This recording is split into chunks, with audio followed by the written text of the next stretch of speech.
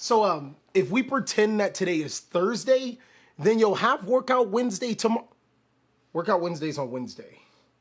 If we pretend today's Tuesday, then what's going on with you guys? And it is an amazing fake Tuesday. Boy, do I have some news for you. So I actually got my days of the week mixed up really bad. Workout Wednesday is going to be on Thursday. Yeah, we're just gonna roll with it, all right? I genuinely miss the days of the week most of the time. Sometimes Monday is Friday, Wednesday is Tuesday. If it wasn't for the NFL, I wouldn't know what Sunday is either. So unfortunately, no Workout Wednesday today. We will have Workout Wednesday tomorrow on a Thursday, but I know something that can work out for everyone is one of the best decks in Yu-Gi-Oh! Known as Virtual World. Now, there are some really cool perks about Virtual World inside of this format right now. The first is that the Forbidden List actually helped out Virtual World and hurt the other decks. This makes this strategy just a little bit more consistent and stronger. The second is that the 2021 Mega Tens made Virtual World even more budget than what it is. This is a great entry-level competitive deck because not only is the core extremely cheap, you don't have to play all of the expensive cards. In this video, I'm going to be giving you budget alternatives for them. And the last reason why Virtual World is so awesome is because it is an Exceed Synchro Toolbox deck. I actually like the deck because it forces you to play ahead, something that I even struggle with from time to time, but Virtual World definitely teaches me in that aspect, and hopefully it can teach you as well. Virtual World is not only one of the top Yu-Gi-Oh! Decks in this format, it's actually perfect for a player jumping into the competitive scene because of its ease of budget and the way that it teaches you how to play. So in this video, I'm going to be going over a Virtual World deck profile, and of course, I'm gonna be giving you those budget options. So let's go ahead and start talking about what we play and why we play these particular cards. So this may seem extremely long-winded, but allow me to explain to you how Virtual World works. This deck targets Virtual World cards on your field, monster, spell, or trap, to send a Virtual World card from your deck to the graveyard that you didn't target, monster, spell, or trap, to summon these guys to their side of the field. They also have additional effects that are applied at the exact same time, meaning that your opponent can't use cards like Ash, or not Ash, of course they can Ash them, meaning that your opponent can't use cards like Infinite Impermanence and Effect Veiler on these particular cards, as they all activate and resolve in the hand, and this is all one effect. This gives you a huge advantage, seeing that both Infinite Impermanence and Effect Veiler are some of the most played cards in Yu-Gi-Oh! They're going to be sitting useless in your opponent's hand for a good amount of time. Virtual World necessarily doesn't have very easily matchups where it's just auto wins. It's just an overall good deck against most Yu-Gi-Oh! Decks. But where Virtual World tends to struggle with is against Appaloosa, Dragoon, and of course Drytron decks that can set up a million negates. That's fine though, because in this build we have cards to combat this deck's weaknesses as well as budget options in case you need it. Starting off with Virtual World monsters, we run 3 copies of Virtual World Laolao. This is the one that special summons from the graveyard. 3 copies of Lili. This is the one that becomes a Foolish Burial. It sends the 3rd card that you didn't target or send to the graveyard initially from the deck to the graveyard. And 1 copy of Virtual World Toutou. Now this typically isn't played in a lot of Virtual World builds, but the reason why we decided to play it is because Emergency Teleport is at 2. This gives us a normal summon and an Emergency Teleport into one of our most important cards or powerful cards inside of our Synchro 9 Shinshin, and it can summon itself to the side of the field. Moving forward to our level 3 Virtual World monsters, the most expensive Virtual World card is Virtual World Lulu. This card is a whopping $8 each. You can literally build an entire Virtual World core in under $30, so that's pretty cool. Lulu is the one that allows you to search whatever you didn't target and send from your deck to the graveyard. And Jiji is a warrior returning alive. It allows you to return a Virtual World card or monster in your graveyard to your hand. Lastly is 2 copies of Nyannyan. Both Nyannyan and Toutou don't have the effect to be able to special summon themselves to the side of the field. These are actually your normal summons where this card can revive itself, so can Nyannyan, and they both can revive themselves as tuners. Nyannyan also has a unique ability that when it's banished, you can shuffle in a banished card into your deck. This allows you to shuffle in banished face down cards through cards like Pot of Desires and get your important cards back to the deck, making this card extremely free. Moving forward for the spells, of course, 3 copies of Kauwloon. You are almost never going to get the other effects of Kauwloon, but the most important thing is that you get to slam a Virtual World card from your, or spell or trap card from your deck to your side of the field. 3 copies of Qinglong. This is actually how you deal with Appaloosa. This is also how you deal with Winda, and of course, it forces your opponent to Zeus this, as you can negate the Zeus, and it also is a reinforcement army, allowing you to banish it to search a Virtual World monster and then discard a card. Chuche is pretty much your Zodiac Trident. This card allows you to destroy cards on the field by shuffling in banished virtual world cards. That is just sick. And it can banish to increase or decrease the level of a virtual monster. Xuanwu, we don't talk about Xuanwu's on-field effects. Don't even look at it. Xuanwu is a monster reborn. It can revive a virtual world monster by banishing it. It's special summoning that monster and then discarding a card. Moving forward for our essentials, our extenders, we're going to play 3 copies of Pot of Desires. This card is free in this deck, mainly because, again, any card that we banish, we can cycle it back with Nyannyan. And 2 free cards is 2 free cards. A lot of times this deck is consistent enough to have full combo, and Pot of Desires is just a icing on the cake to get you where you need. And then 2 copies of Emergency Teleport. Some people really sleep on Emergency Teleport coming off of the Forbidden list from 1 to 2. The reason why this card is so powerful is because not only does it double your chances of opening it or drawing into this card, 11% to 22% in your opening hand, this card also brings up some pretty wacky boards where you can spell summon Nyannyan as an additional level 3 monster, or you can spell summon Lulu as an extender tuner. So this actually helps you a lot when you get hand trapped in any situation that you need, or just starting off your turn.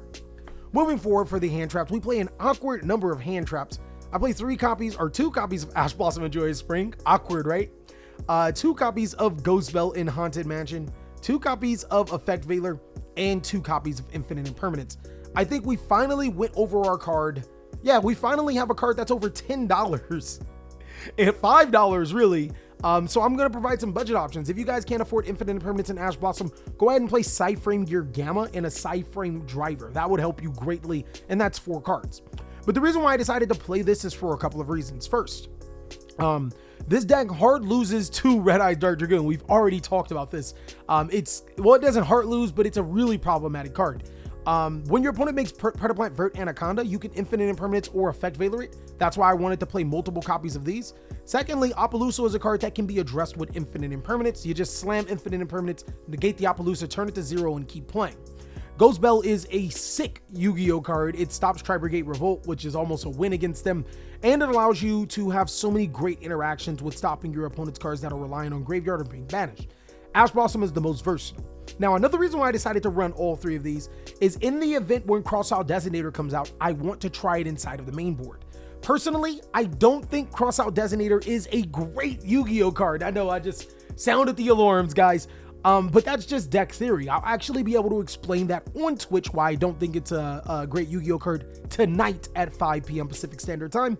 And we will be testing out this deck as well. So go ahead and make sure you are on my Twitch if you guys want to talk about Crossout Designator and why I don't think it's a great card. But testing out Crossout Designator in the main, I do have the most played hand traps inside of the game, so we'll be playing those. Next, we do play a very, very, very expensive Yu-Gi-Oh card, but don't worry, I have budget options. Forbidden Droplets not only allows me to address Red Eyes Dark Dragoon, it also allows me to address Appaloosa Bull of the Goddess and my opponent's huge boards. The reason why this deck does struggle against Drytron is because they summon like multiple negate cards, and if you just stop all of your virtual world monsters' effects from being able to summon themselves, it's really hard. So Forbidden Droplet does come in. It's versatile. It allows me to send cards like Qinglong and Chuche from the hand or field to the graveyard and gain their graveyard abilities, also with Nyannyan and Toutou. And it allows me to respond to my opponent's turn as well as my turn during the damage step. Anytime in Yu-Gi-Oh! This card works. But of course, not everybody can afford Forbidden Droplets, and that's okay. Not everybody can have the drip. It's cool. You'll get it soon. I promise. Forbidden Chalice is actually a really good answer because it can be activated at any given time, just like Droplet, and it's still an answer to Appaloosa. And Dark Ruler No More is an answer to Appaloosa and Red Eyes Dark Dragoon. So consider playing either of these cards. They'll help you greatly. But I like to say that this is a flex spot, meaning that if I'm going into game 2, these are the cards that normally come out if the deck isn't problematic to go against. So even cards like if you are on a budget and you want to see the deck be more consistent, Foolish Burial Goods could come up because it sends Qinglong, Chuche, and Xuanwu to the graveyard for some more effects. Moving forward, the last 2 cards are my blowout Yu-Gi-Oh cards, Imperial Order and Called by the Grave. Imperial Order is an auto win against a lot of decks in Yu-Gi-Oh, and Called by the Grave is Called by the Grave. Now, there is a card that I was playing in my last video, and I want to talk to you about it right now. I actually played Destiny Hero Malicious, and this card is more bucks for this deck. It is a free level 6 extender where you can make your best rank 6s on the field. The problem with Destiny Hero Malicious is that it makes good hands better, but it makes bad hands worse. If you are playing Destiny Hero Malicious, I think you must play like Foolish Burial Goods just to get, you know, Xuanwu or Qinglong into the graveyard to abuse Malicious. I do think it's a good card, but unless your deck is focused heavily on rank 6s and Synchro 9s and whatnot, and you're playing Foolish Burial Goods, this is a card that you should reconsider not playing. I did drop this for Effect Veilers in case you guys wanted to know. But moving on, we have a pretty huge extra deck because there are cards that are essential to the strategy, and then from there you can pretty much play whatever you want. The cards that I feel are just 100% essential to the strategy. I think that Breaksword is the best rank 3 inside for Virtual World because it can pop your Chuche or Qinglong and an opponent's card. Constellar Ptolemy M7 is the best rank 6 because it cycles in your hand traps. If you play blowout cards in your sideboard like Lancia or Droll and Lockbird, you can just make M7, cycle it to your hand, and that's pretty much an OTK right there. It also gets you free cards. Utopia Beyond is crucial for being able to get over cards like Dragoon. If you don't open the nuts or if you are on a budget, it makes it 0 and attack over it after you bait it. And Divine Arsenal AA Zeus is getting a reprint in the 2020 Megatins, so I feel like this is a mandatory card because it's a lot cheaper. You summon this card and you can pretty much wipe your opponent's board, which really helps Virtual World.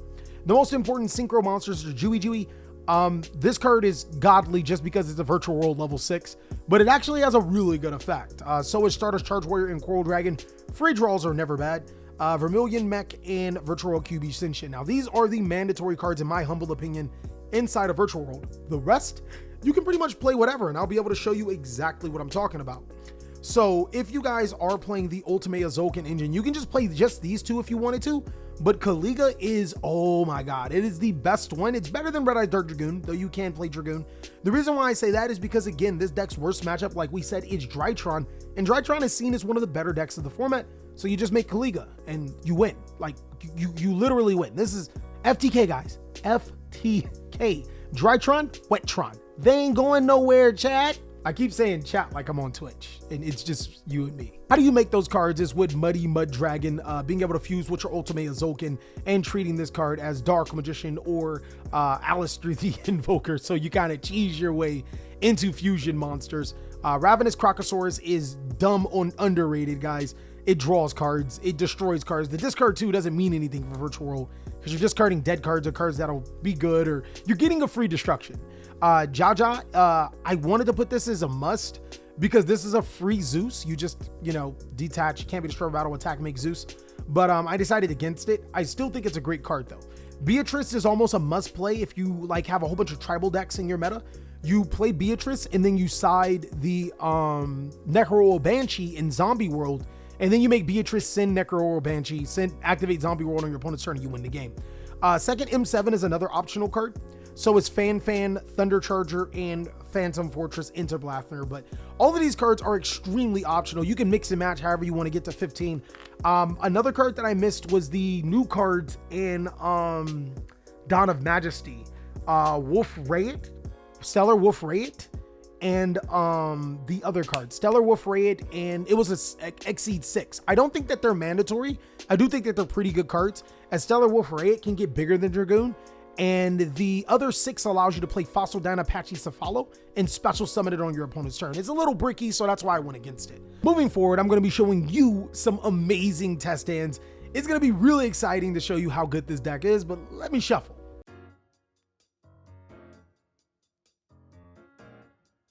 All right, guys, so for the test hands, this is just a newly shuffled deck. Actually, for the beginners, you might want to do a pile of 4. I like to do a pile of 8, but I'm going to quickly go ahead and shuffle in and get you that pile of 4. So we can be ready, so I can show you how good this deck is. 42 cards, guys, which is my signature in case you didn't know. I'm going to be showing you how powerful this deck is with some really good test hands. So let's hope that Virtual World grants us with the most blessed hands so you guys can see some of the most blessed boards. Let's go ahead and open up with Lulu. Oh my god. Lulu, Lili, Effect Veiler, Imperial Order, and a Ghost Belle. This is still a really good hand. It doesn't look like it, but this is still good combos right here. I also drew the FTK in Imperial Order, so I mean, as long as I make a somewhat decent board, I win. I'm going to start off by normal summoning Virtual World Hai-Hime Lulu and then activate Lili's effect. If Effect Veiler was a Destiny Hero Malicious, I'm not going to cap, we'd definitely be in the game. With that, I will be able to send Chuche and Qinglong from my deck to the graveyard. And then since we're in a meta where monster effect is important, I'm going to go ahead and banish the Qinglong. We will add, this time around, I will add Lulu from my deck to my hand, and I will discard the Ghost Belle and Haunted Mansion. I'm going to go ahead and activate the Lulu, targeting my Lili, and then with that, we will send a trap, which is going to be Xuanwu, and add a Kauwloon from our decks to our hand. I'll follow up by activating the effect of Chuche, making Lulu 6, and then we will send both of these cards to the graveyard. I'm going to be using my huge extra deck just to show you how powerful some of these cards are. To special summon Ultimate Zolkin, setting the Kauwloon, triggering the effect of Zolkin to special summon a Crystal Wing to my side of the field. Or is that Crystal Wing? All right. And then we will activate the Kauwloon to be able to place to our side of the field the Virtual World Gate Chuche. So this is going to be 2 disrupts, guys. Virtual World Gate Chuche, Imperial Order, Crystal Wing. This is actually a lot better than what some people think, even with just 2 Virtual World cards. Oh, I'm not even done. I can keep going further. I can go Xuanwu, go ahead and banish, special summon the Lili, discard, and then synchro summon again. So we really have a very interesting board. It depends on if you want to get rid of the Effect Veiler or if you want to keep the Effect Veiler. I would probably get rid of the Effect Veiler for Shinshin. Just because Shinshin gives me more playability on the next turn. Like, you get rid of Effect Veiler, then you get rid of Effect Veiler. But if they get rid of Shinshin, then you just bring it right back. You know what I mean? So we have the Blowout Imperial Order for spell cards. We have Virtual World Gate Chuche. We have Shinshin and Crystal Wing all off of that. Unfortunately, no extenders going forward from here, but that was with a type hand. You know what I mean? We didn't have the best of hands, but we did something really well with that. Let's go ahead and look at number 3. I forgot I had those 10 banished. I actually would have shuffled a Qinglong that was banished face down. But let's look at test hand number 3, because that one was a little sick. I completely forgot I had Xuanwu in graveyard, and it almost cost me. Oh, that's what I like. This deck makes you think ahead. And sometimes, like I said, you can mess up if you're not paying attention. Number 3, we're gonna get Kauwloon, Desires, Nyannyan, Laolao, and Lulu. This is acceptable. I don't think I will Desires just yet, unless we'll Desires because I want my opponent to Ash Blossom the Desires. I'd probably Desires just strictly because I want my opponent to Ash Blossom the Desires. If you Desires, a lot of times your opponent will Ash Blossom the Desires, and it's not bad. It's a good idea. 1, 2, 3, 4, 5, 6, 7, 8, 9. None of them matter.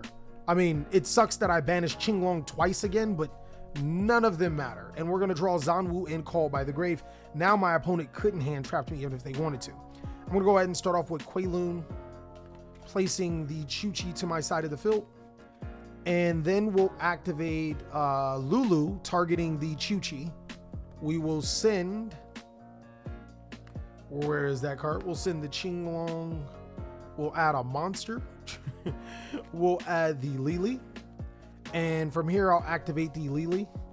I will send Jiji, and I'll send a spell. I'll send Jiji and Kauwloon from my deck to my graveyard. Boy, we popping right now. We are 100% popping. Oh man. Oh no, was it Jiji? No, it was Jiji. Jiji's fine. I have not committed my normal summon, so we are still in the game. I couldn't have sent the trap. No, I couldn't have sent the trap. Actually, we could have done this better. Let's put these 2 back and let's target the Lulu instead. So we send the Chuche and the Kauwloon. I think that would have been the correct play. I'm just so used to targeting Chuche. I think we don't need the monster because then we go Qinglong. We banish the Qinglong to add the Jiji. And then we can discard the Xuanwu and we can still activate the Jiji, which is perfectly fine. We'll use that Jiji. We can target the Chuche and then send. I mean, we could send the Jiji. It doesn't matter. Actually, I'm gonna send the Toutou. And now we're in a very... I don't even think we do that yet. We don't even do that yet. I think we should focus on making crystalline. I think we should go banish the Chuche. They're both 6. Stop ourselves from being hand trapped any further. And then we set the cold. Ultimea. We summon the Crystal Wing. So this card seems pretty mandatory.